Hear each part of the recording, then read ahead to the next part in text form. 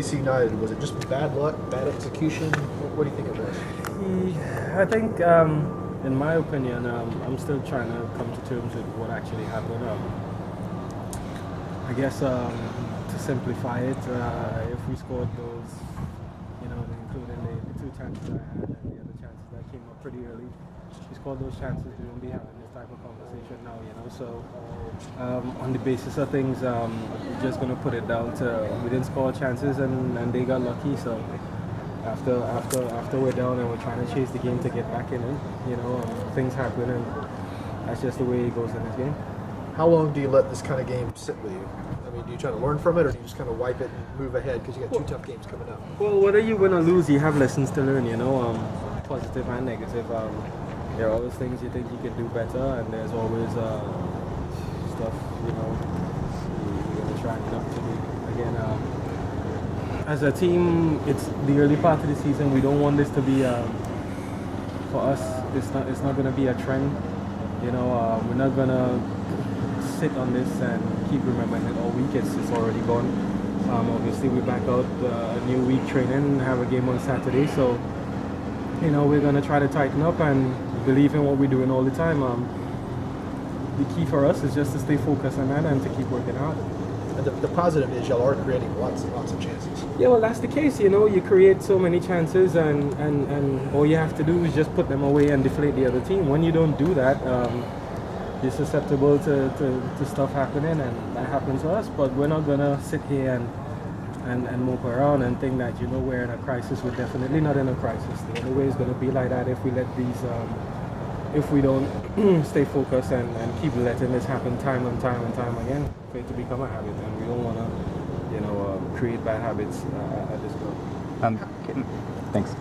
Talking about kind of the first 25 minutes of both of the last two games, this one and then the one against RSL. Atlanta certainly comes out with a lot of energy and intensity, and then it seems like there's like a changing moment in the game, whether it's Beckerman's yellow card or the own goal in this game. Do you think that Atlanta needs to make any adjustments to keep that energy up, or what do you think is going on? Absolutely not. This is a game that's you're gonna have up times, you're gonna have down times, and so does the opponent. In your uptime, you have to try and capitalize on that. You have to try and get on top of the team, obviously score goals, and then in your downtime, you have to try and manage the game. And, for our downtime, maybe we could have managed the game a little bit better. That didn't happen. And of course, in our uptimes, we had the amount of chances we had, didn't score. I mean, something like that is supposed to give you momentum, but the longer the game goes on, your downtime definitely comes. There's no guarantee. This is not,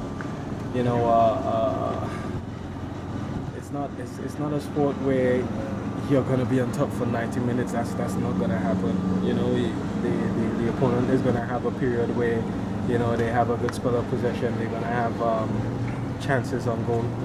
So you just have to try and stick to your game plan, and it's either it works or it doesn't. Yeah. You can't go back to the drawing board and think, well, we need to change the way we play.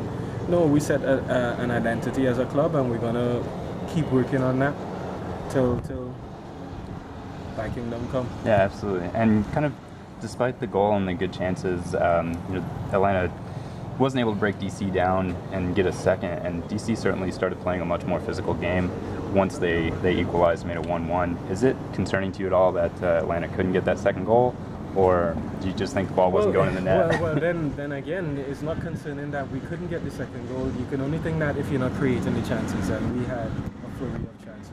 Unfortunately, I'm holding my hands up first for not taking at least another one of the two that I had afterwards, but at the same time, we're creating the chances.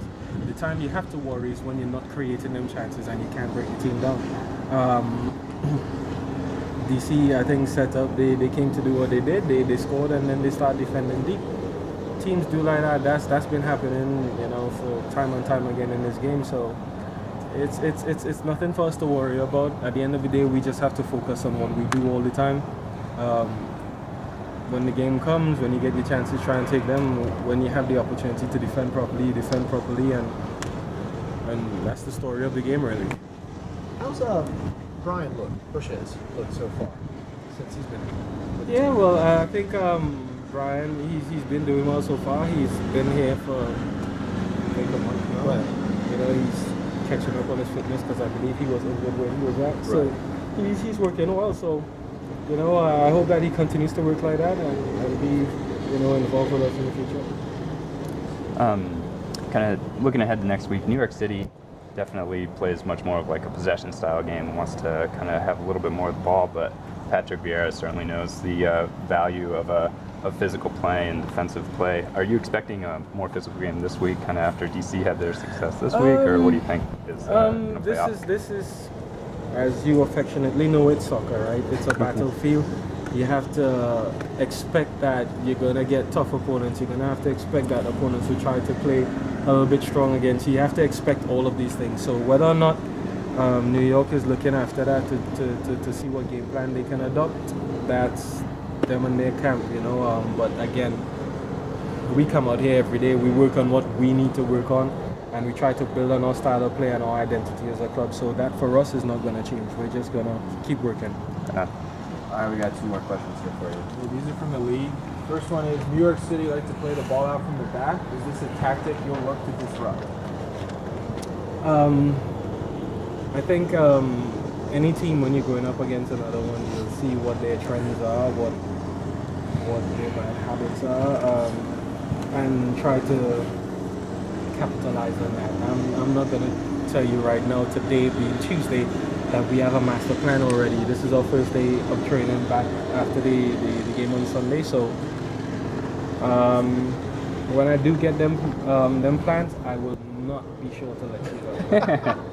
Alright, the second one from the league is, holding on to leads has been an issue for Atlanta so far. Is that all part of the learning process for an expansion team? What are we, 8 games now? You know, it's unbelievable the kind of stats that they try to create so quickly. It's 8 games. We have like...